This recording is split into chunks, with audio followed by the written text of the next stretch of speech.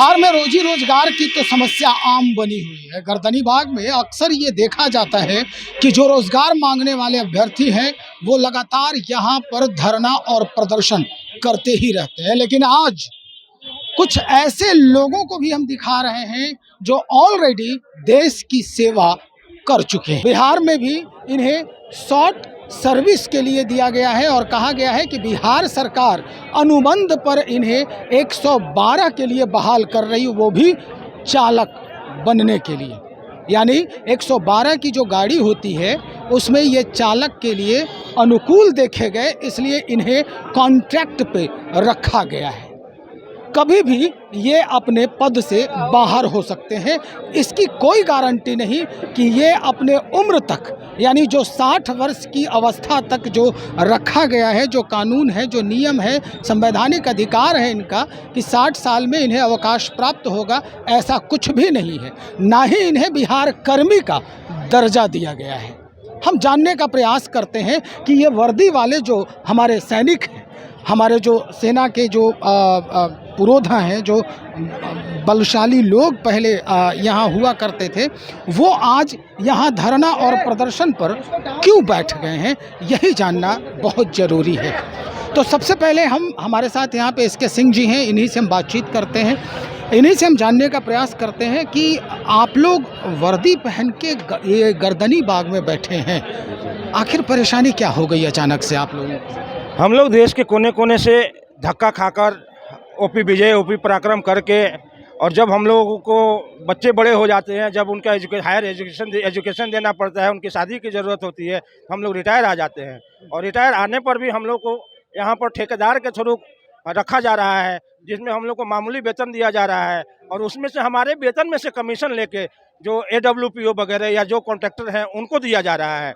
यदि सरकार वो पेमेंट हमें डायरेक्ट हमें मिले तो उससे भी हमारे बच्चों का कुछ 2-4 पैसे का वो हो और हम लोग आगे का प्रगति का काम कर सकें। बिहार सरकार के तरफ से सिर्फ कॉन्ट्रैक्ट ही है, आपकी बात नहीं सुनी जाती है? बिल्कुल नहीं सुनी जा रही है। आपको कमांड कौन करता है बिहार में? हमारा AWPO जो आर्मी वेलफेयर, जो कि प्राइवेट संस्था है, AWPO army welfare placement organisation, वो है, और इसमें से भी हमारे तनख्वाह में से उन लोग को कमीशन जाता है। मतलब वहाँ भी शोषण है आपका? हाँ जी, हाँ जी, हाँ जी। पहले तो 500 रुपये आप दीजिए, तब उसमें रजिस्ट्रेशन होगा, और रजिस्ट्रेशन के बाद जो हमें तनख्वाह मिलेगी उसमें से कुछ परसेंट उन लोगों को 10% कमीशन उन लोगों को, उस ऑर्गेनाइजेशन को जाता है। हर महीने होगा? हर महीने जाता है। आपने इस बाबत जो है वो आगे बातचीत की, जो आपके अधिकारी हैं, आपके जो हमारे यहाँ पर अधिकारी तो चालक संघ का कोई नहीं है, हम पुलिस के अंडर में ही आते हैं। SSP वगैरह, SSP साहब वगैरह हैं, तो उन लोग को बता दिया, हम लोग, हमारे संघ ने बताया है, लेकिन इस पर कोई सुनवाई अभी तक नहीं हुई है। उनकी मजबूरी क्या है? उनकी मजबूरी, वो बोल देते हैं कि आगे की चीज़ें तो ये मंत्रालय है, वो लोग जाने हैं, अब हम लोग क्या कर सकते हैं, हम लोग बस आप लोग को ड्यूटी देंगे, और यही हम लोग। मतलब अब महसूस हो रहा है कि जब सेना में थे तो हम बहुत ज़्यादा मजबूत थे, और आज आपको लग रहा है कि हम कमज़ोर हो गए? एकदम हम लोग अलग थलग पड़ गए हैं, हमें कोई पूछा नहीं जा रहा है, और मामूली तनख्वाह हमें रखा जा रहा है, और हमारा शोषण हो रहा है लगातार। इसमें हम लोग का, जब हम लोग को ऑर्गेनाइजेशन में भी रखा गया था, तो हम लोग को बोला गया था कि वीक में 1 दिन आप लोग को रेस्ट दिया जाएगा, जबकि वीक में कोई रेस्ट नहीं। 20 दिन हम लोग की साल में छुट्टी दी जाएगी, तो छुट्टी देने का मतलब ये है कि हमारे बदले कोई ड्यूटी करने आए, लेकिन ऐसा नहीं है। आप छुट्टी जाइए, लेकिन आपका जो 2 बंदा है वो ड्यूटी कर लेगा। पैसे भी काटे जाते हैं छुट्टी की? नहीं, छुट्टी के पैसे नहीं काटते हैं, 20 दिन की छुट्टी के नहीं काटते हैं, लेकिन आदमी नहीं मिल रहा है उसके जगह पर, हमारे जगह पर ड्यूटी करने कोई आए तब तो। यदि हमारा 8-8 घंटे की हम लोग की ड्यूटी है, एक बंदा हमारा यदि छुट्टी गया, यदि किसी काम से हम लोग उसको भेजे, तो उसकी जगह जो हम 2 बच्चे, हम ही लोग को 12-12 घंटा करना है। हाँ, उसके जगह हम लोग को कुछ नहीं मिल रहा है। ओवर टाइम का कुछ नहीं मिल रहा? ओवर टाइम नहीं है, कुछ नहीं है, सिर्फ पैसे मिल रहे हैं। 8 घंटे की ड्यूटी है, ना आपकी छुट्टी है, ना कोई ब्रेक है, ना कुछ है। बड़ा ही चिंतनीय स्थिति है भाई। स्थिति ये कि आखिर ये भी इंसान है, कोई मशीन नहीं है। तो हम जानने का प्रयास कर रहे हैं। देखिए, यहाँ जो बैठे हुए लोग हैं वो जब सेना में थे तो बाहर भी जाकर, देश से बाहर भी जाकर अपना सेवा दे चुके हैं, अपनी सेवा दे चुके हैं। ये आप संजीव कुमार जी हैं। आप जब सेना में थे तो आप कहाँ गए थे, क्या हुआ था? सेना से हम साउथ सूडान गए थे, शांति सेना के रूप में काम किए वहाँ। जी। उसके लिए अलग से कुछ आपको मिला था मेडल वगैरह या अलग से उसका टेस्ट होता है, उस टेस्ट में जो पास करता है वो आदमी जाता है। अभी क्या महसूस कर रहे हैं? अभी तो ऐसा महसूस कर रहे हैं कि 17 साल में प्रमोशन नहीं हुआ हमारा सेना में, और हम सेना में 17 साल के काम करके निकाल दिए गए। उसके बाद बिहार सरकार अनुबंध पे हमें रखा है, जिसमें बहुत ही कम पेमेंट पे 112 में निस्वार्थ सेवा कर रहे हैं हम लोग पिछले 3 साल से। 3 सालों में 750 रुपये की वेतन वृद्धि हुई है सिर्फ, और उसी से रिलेटेड मांग लेके हम लोग बैठे हैं धरना पे। मतलब आपको ये लग रहा है कि यहाँ भी बिचौलिए के शिकार हो रहे हैं? जी हाँ, AWPO से अलग किया जाए हमें, और संगठन बनाने का अनुमति दिया जाए। राज्य सरकार के अंतर्गत डायरेक्ट अंदर आए हम, और समान वेतन समान कर्मी का दर्जा जी राजकर्मी का दर्जा मिले हमें, और समान वेतन समान काम के आधार पे हमें 60 साल का सर्विस दिया जाए। जी 60 साल का जो है सेवानिवृत्ति का, जी वो भी अधिकार आपको मिला। जी।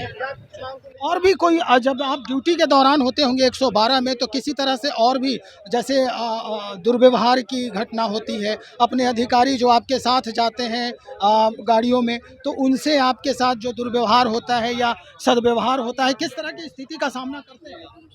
अधिकारियों के साथ दुर्व्यवहार नहीं होता है, लेकिन ये सच है कि हमें अलग नज़रिए से देखा जाता है।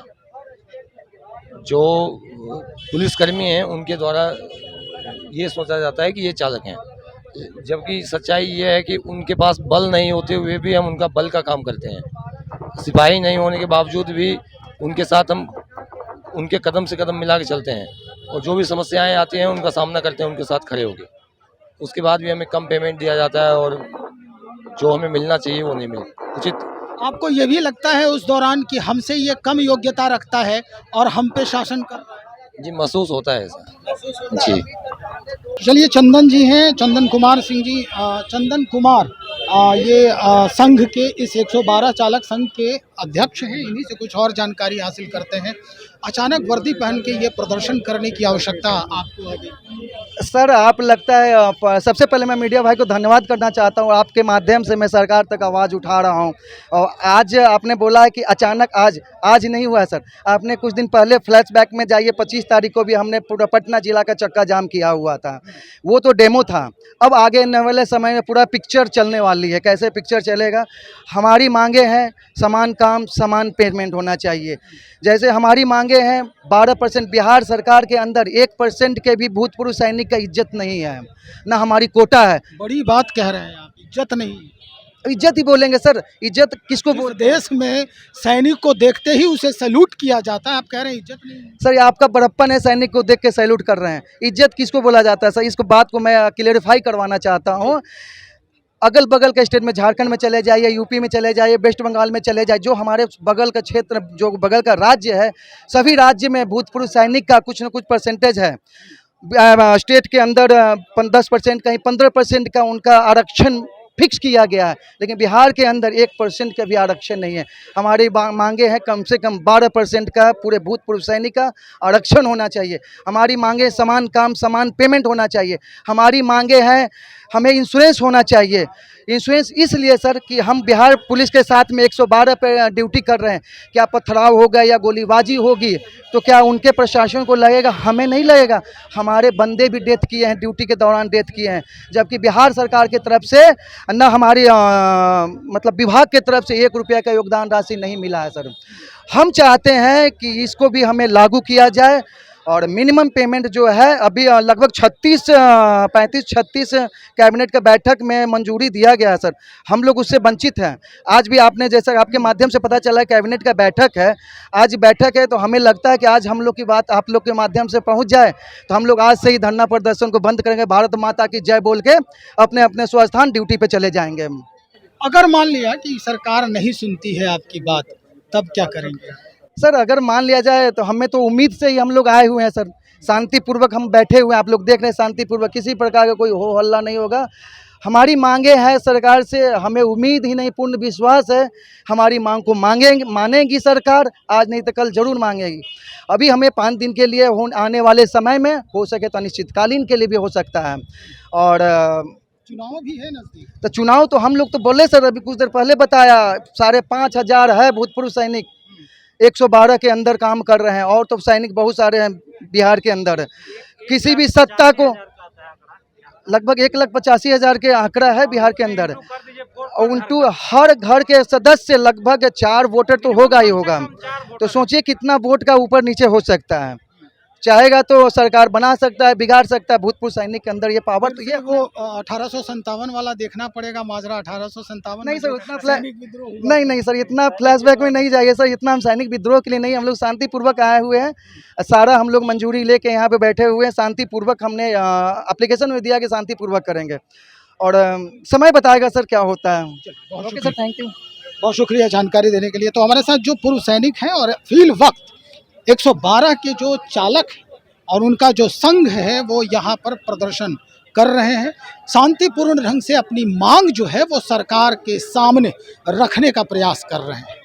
सरकार अगर सुन लेती है तो ये भी अपने उस अवस्था तक सुकून से जिंदगी जी सकते हैं जिस अवस्था में बिहार सरकार ये कहती है अपने कर्मियों को कि अब आप रिटायर हो गए, अब आप अपने ज़िंदगी को चैन से स्वस्थ रह के जीना शुरू कर दीजिए।